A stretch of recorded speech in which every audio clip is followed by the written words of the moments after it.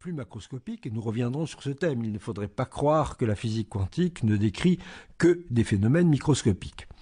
À l'échelle macroscopique, il existe un phénomène connu de tout temps de l'humanité et utilisé dans des techniques artisanales extrêmement anciennes, c'est le fait qu'un corps chauffé à haute température, rayonne, et que la couleur de ce rayonnement témoigne de la température auquel il est porté.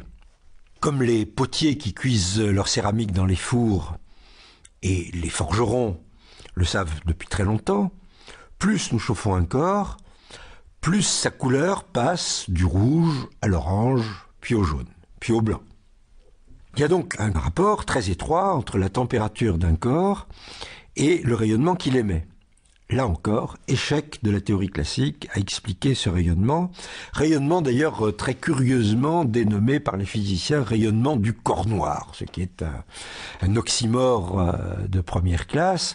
Ça veut dire simplement que ce rayonnement, idéalement, celui que l'on cherche à comprendre, c'est celui qui aurait un corps qui serait absolument noir à basse température, autrement dit qui serait capable d'absorber et éventuellement de réémettre toutes les radiations qu'il recevrait.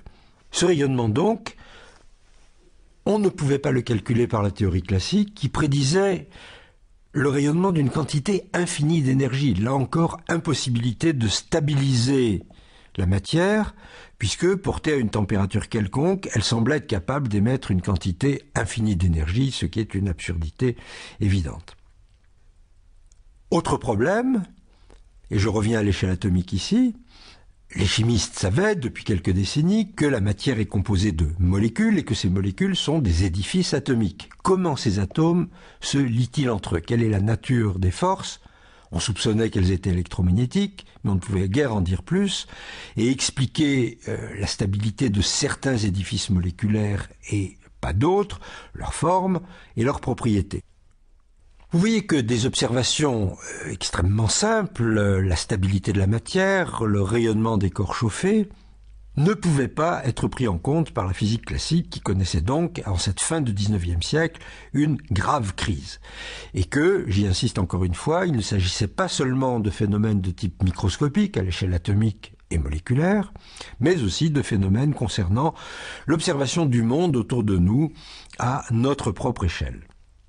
C'est dans ces conditions qu'est née la théorie quantique, et sa préhistoire, pourrait-on dire, s'étend sur la première décennie, un petit peu plus, du XXe siècle.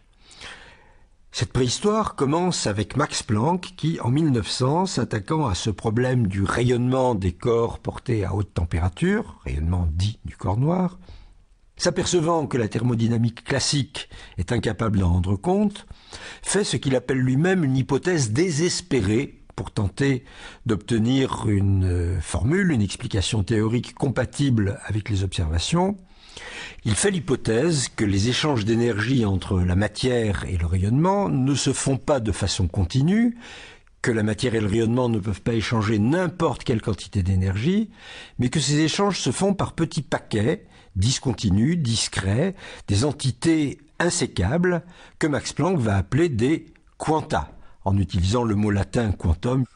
Et c'est de là que vient bien évidemment la dénomination théorie des quanta, comme on disait au début, théorie quantique, comme nous disons aujourd'hui. Cette théorie met donc dans sa dénomination l'accent sur la discontinuité ainsi introduite par Planck dans les échanges d'énergie entre matière et rayonnement. Nous verrons plus tard que discontinuité certes il y a, mais que l'on ne peut pas résumer la théorie quantique à ce seul aspect.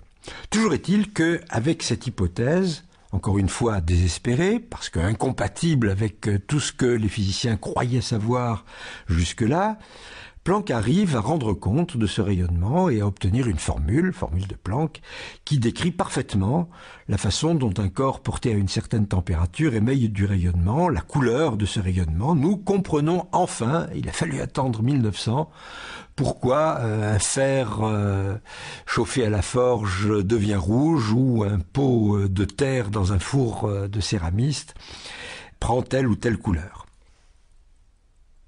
Le succès de la théorie de Planck va donner des idées à d'autres, et cette idée de la discontinuité des échanges entre matière et rayonnement ne va pas tomber dans l'oreille